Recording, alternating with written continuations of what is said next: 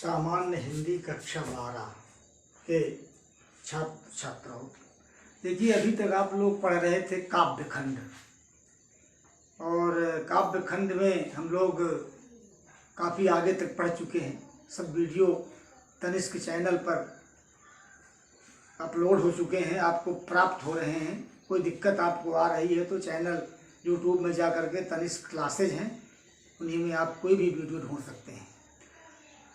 जहाँ तक गद्य खंड की बात है, सामान्य हिंदी में गद्य खंड का एक पाठ, राष्ट्र का स्वरूप, वासुदेव शरण अग्रवाल द्वारा जो लिखित पाठ है वो समाप्त कर दिया गया था गर्मी के ही महीनों में। हम सोच रहे हैं कि गद्य का आज अगला पाठ जो आपके पाठ्य पुस्तक में रखा गया है उसको आज देखा जाए। वैसे ये जो आपके पाठ्य पुस्तक में रखा गया है उसमें से 30% पाठ्यक्रम कोरोना महामारी के कारण काट दिया गया है।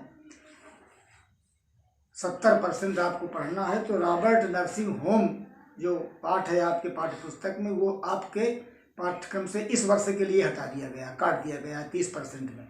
तो उसके अगला पाठ जो आगे वाला उसका पाठ है उसको जो है हम लोग पढ़ेंगे, वो आपके पाठ्यक्रम में है, वो रखा गया है। और वो पाठ का नाम है अशोक के फूल।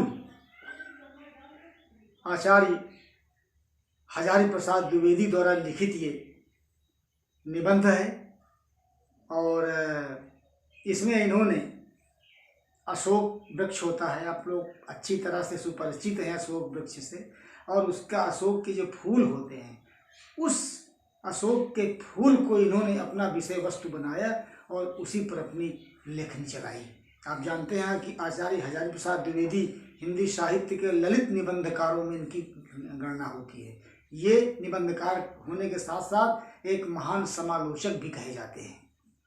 इन्होंने अपनी पैनी निगाह, अपनी लेखनी चलाई एक ऐसे विषय पर जिस विषय पर लेखकों ने कभी सोचा भी नहीं है और जिस विषय पर लेखकों की कहीं दृष्टि पड़ती ही नहीं है, और वो विषय है अशोक के फूल। अशोक एक वृक्ष होता है और वो प्राचीन भारतीय साहित्य में अशोक वृक्ष की बहुत बड़ी मान्यता थी और बहुत बड़ा महत्व था। ये गद्य का पाठ है, देखिए बच्चों, इसको हम एक तरफ से तो नहीं पढ़ पाएंगे। मैं इसके विषय में एक सारांश रूप में बताए दे रहा हूँ। इस पाठ में है क्या, क्या लिखा गया है, आपको अपने घर में इस पाठ को एक तरफ से बैठ करके पढ़ लेना है। और पाठ के अंत में जो दिए गए हैं गद्यावतरण, जिनमें से प्रश्न पूछे गए हैं उनके उत्तर उन्हीं में से ढूंढ के लिखना है। आपको ये काम करना है। मैं इसका एक संक्षेप में बताए दे रहा हूँ, तो आप सुनिए। अशोक का जो फूल है, अशोक के फूल दो तरह के होते हैं, लेखक ने बताया है। एक सफ़ेद फूल और एक लाल फूल। सफ़ेद फूल जो होते हैं वो तंत्र विद्या में प्रयोग किए जाते हैं, जबकि लाल फूल जो होते हैं इनका सेवन करने से स्मरण शक्ति बढ़ती है। ये लेखक महोदय ने इसको उद्धृत किया है। और इन्होंने अशोक को आज लेखकों के लिए एक ऐसा उपेक्षित विषय बता दिया है जिसकी तरफ किसी की दृष्टि जाती ही नहीं है। द्विवेदी जी ने बताया है कि प्राचीन साहित्य में अशोक का बहुत बड़ा सम्मान था और ये एक शुभ वृक्ष माना जाता था। विशेष रूप से महाकवि कालिदास ने अशोक को अपने काव्यों में बड़ा उच्च स्थान दिया है और अशोक को इन्होंने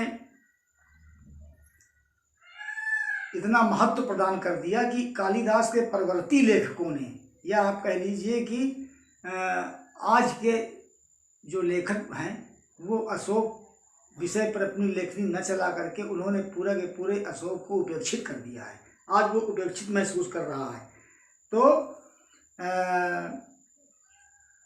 बताते हैं कि कालिदास साहित्य में अशोक का प्रचुरता से उल्लेख मिलता है। कालिदास ने अपने काव्य ग्रंथों में अशोक की जैसी मोहक छटा और सुकुमारता का वर्णन किया है, वैसा वर्णन इसके पहले के साहित्य में कहीं नहीं मिलता है। यदि कहीं मिलता है तो नाम मात्र के लिए मिल जाता है। और इन्होंने ये भी बताया है कि अशोक जो है ये देवताओं से संबंधित वृक्ष है और इसके फूलों का प्रयोग यक्ष, गंधर्व, किन्नर और अप्सराएं किया करती थी। अपने सौंदर्य वर्धन के लिए अशोक के फूलों का प्रयोग किया करती थी। बताते हैं कि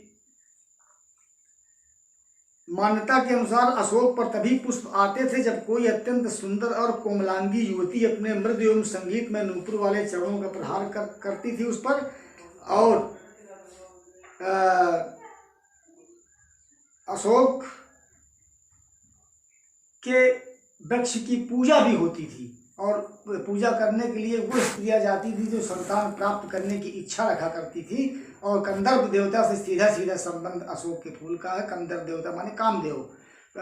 और ऐसा बताया जाता था, मान्यता थी प्राचीन काल में कि संतानार्थनी स्त्रियाँ जो होती हैं वो अशोक की पूजा करती थी, उनको संतान प्राप्ति हुआ करती थी। और फिर इन्होंने कहा है कि इनके मन में एक बहुत बड़ा दर्द है कि कालिदास के बाद वाले जितने भी लेखक और कवि हुए हैं उन्होंने अशोक को बिल्कुल से भुला दिया और अशोक को उपेक्षित कर दिया। लेकिन साथ में ये भी कह रहे हैं कि अशोक का वृक्ष भले ही कितना सुंदर और मनमोहक हो, उसका इतिहास और संतान कामना पूर्ण करने की उसकी शक्ति सामर्थ्य भले ही कितनी रहस्यों से भरी हो, लेकिन ये सदैव सामंती सभ्यता का प्रतीक माना जाता रहा है अशोक।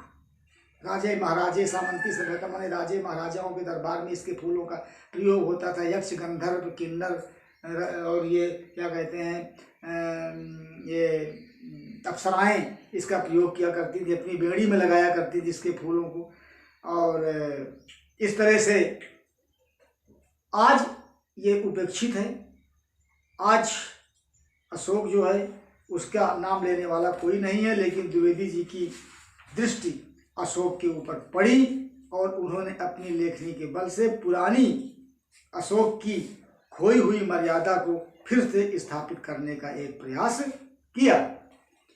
आज कहते क्या हैं कि अशोक आज भले भुला दिया गया है, लेकिन आज भी वो अदम्य भाव से उसी प्रकार से खड़ा है और वो किसी भी प्रकार से उसके मन में किसी प्रकार की कोई निराशा नहीं है और वो आज भी अपनी उसी प्रकार की शोभा को बनाए हुए है।